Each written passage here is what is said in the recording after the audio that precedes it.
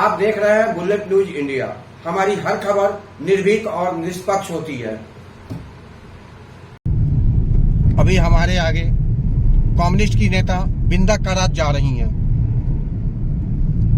गंगेश्वर दत्त पर हुए हमले के संदर्भ में कमिश्नर और डीएम से होनी है अभी बात।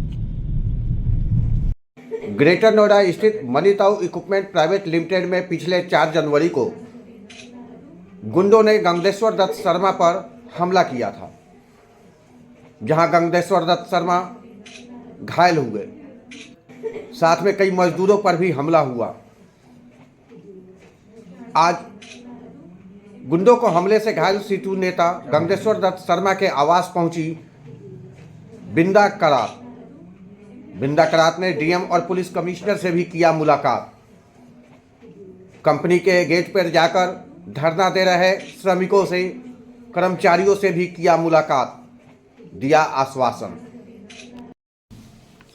कामरेड बिंदा करात पुलिस कमिश्नर लक्ष्मी सिंह एवं जिलाधिकारी मनीष कुमार वर्मा से भी मुलाकात किया।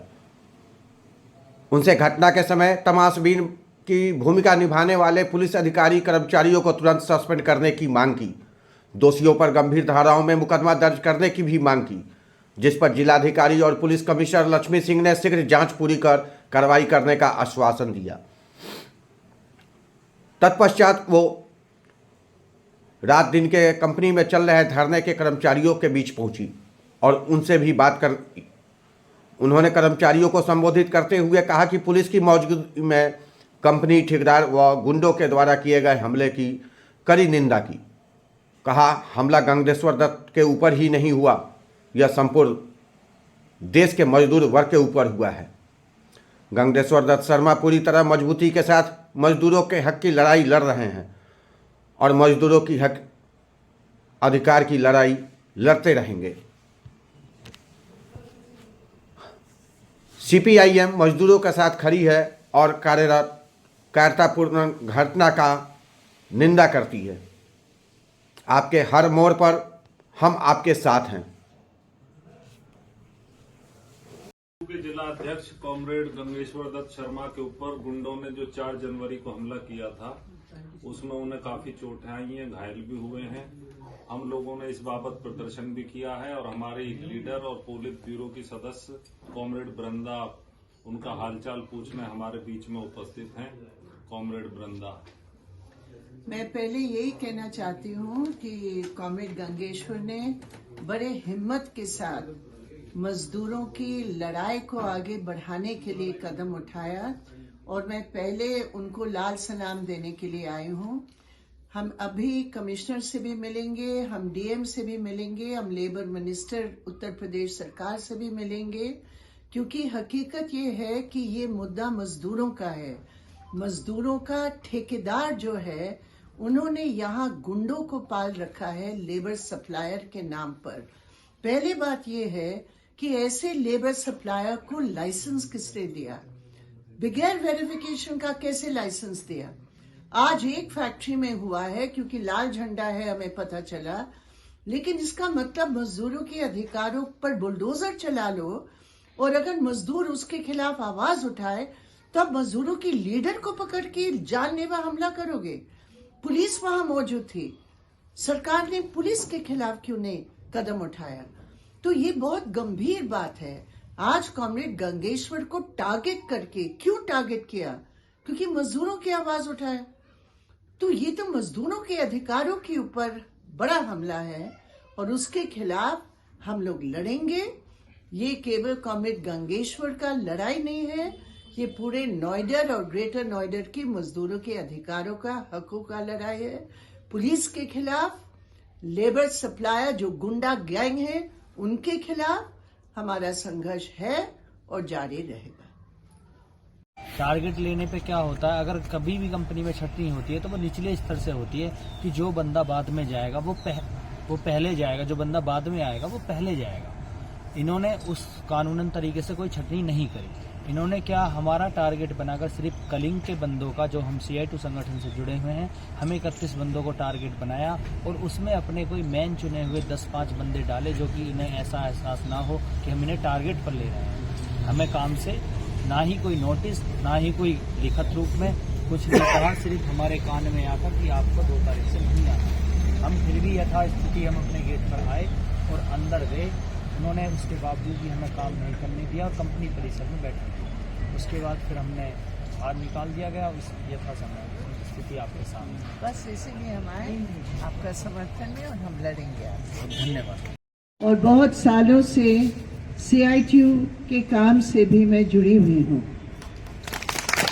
और जब मुझे पता चला कि यहाँ एक फ्रेंच मल्टीनेशनल कंपनी ने यहाँ आकर हमारे देश के कानून, हमारे देश की मजदूरों की इज्जत के साथ खिलवाड़ यहाँ तक किया कि गुंडों को यहाँ लाकर गेट पर एक शांतिपूर्ण प्रदर्शन पर हमला करवाया, तो ये तो किसी भी हालत में बर्दाश्त नहीं की जा सकती है। मैं ये कहना चाहती हूँ कि हम लोग यही मांग को लेकर चलते हैं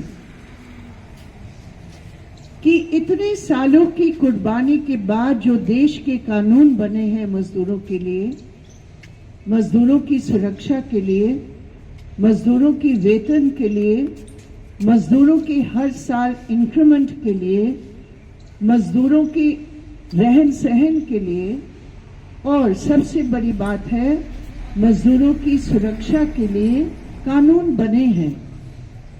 ये 100 साल पुरानी हिंदुस्तान नहीं है जो ब्रिटिश की गुलाम थे। ये आजाद हिंदुस्तान है।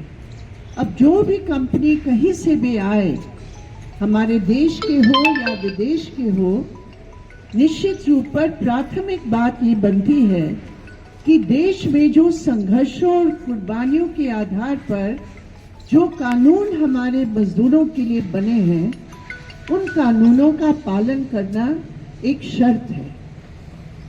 और जब आप लोगों ने उस कानून को पालन करने के लिए आपने संघर्ष किया, तो आपके ऊपर हमले हुए। यहाँ गेट पर हमारे CITU के नेता जो यहाँ आए थे, कॉमरेड गंगेश्वर शर्मा, उनके ऊपर हमला हुआ और वो हमला पुलिस की मौजूदगी में हुआ। इसलिए हम लोगों ने इसको बहुत ही गंभीरता से लिया। क्या मैसेज जाएगा इस पूरे नोएडा क्षेत्र में अगर शांतिपूर्ण तरीके से लड़ने वाले मजदूरों के ऊपर मालिक की तरफ से इस प्रकार के हमला होता है और बाहर की गुंडों की गैंग लाकर यहाँ मजदूरों पर हमला करेगा, तो यहाँ इस पूरे इंडस्ट्रियल क्षेत्र में क्या मैसेज जाएगा? इसका मतलब कानून नहीं, इसका मतलब गुलामी का राज लागू करने के लिए ये सब हो रहा है। आज हम लोग यहाँ की पुलिस कमिश्नर मैडम से हम लोग मिले और हमने उनको कहा कि ये जो धाराएं लगे हैं उन गुंडों के ऊपर, वो धाराएं इतने हल्के हैं, जबकि हकीकत ये है कि ये जानलेवा हमला था। और इस जानलेवा हमले के पीछे कौन कौन लोग हैं, उनका भी पहचान, उनके भी नाम सबको पता है। लेकिन फिर भी उनको गिरफ्तार करके उसी दिन जमानत पर छोड़ दिया। इसका मतलब स्पष्ट है कि कहीं न कहीं मालिकों के साथ, पुलिस के साथ पूरी तौर पर मिली भगत है। और आज हम लोगों ने police commissioner madam Lakshmi Singh के साथ जाकर बातचीत करके, और अच्छी बात यह है उन्होंने कहा जो हमने आरोप लगाए ये बहुत गंभीर आरोप है, उस पर तुरंत जांच करके जो भी उचित कार्रवाई है वो किया जाएगा, ये उन्होंने आज हमारे को आश्वासन दिया। दूसरी बात हमने कहा कि इस पूरे नोएडा क्षेत्र में लॉ एंड ऑर्डर का भी एक मुद्दा है, और लॉ एंड ऑर्डर का मुद्दा का मतलब यही है कि अगर एक फैक्ट्री गेट पर गुंडों की ये लाइसेंस दी जाएगी तो इस पूरे नोएडा क्षेत्र में कोई भी नहीं बच सकेगा। और इसीलिए हमने कहा हम लोग चाहते हैं कि मामला और समस्या का हल हो। इसलिए हमने कहा कि आप लेबर कमिश्नर से भी बात कीजिए और लेबर कमिश्नर से बात करके आप अपने पद को सही तरीके से शांति यहां रखने के लिए आपकी भी जिम्मेदारी है। इसलिए आप मालिकों से बात करो, आप लेबर कमिश्नर से बात करो, ताकि जो औद्योगिक विवाद है मजदूरों की समस्याओं को लेकर उसका भी हल तुरंत निकाला जाए। ये भी हमने उनके सामने रखा, क्योंकि मैं समझती हूं कि जो बुनियादी बात है वो आपकी है, मजदूरों की डिमांड्स की है। हमारे ऊपर जो हमले होते हैं, हमारे नेताओं के ऊपर हमले होते हैं, हम तो उसको सह लेंगे, हम तो उसको जवाब दे देंगे, लेकिन मजदूरों का जो सवाल है उसको हम कभी नहीं छोड़ सकते हैं।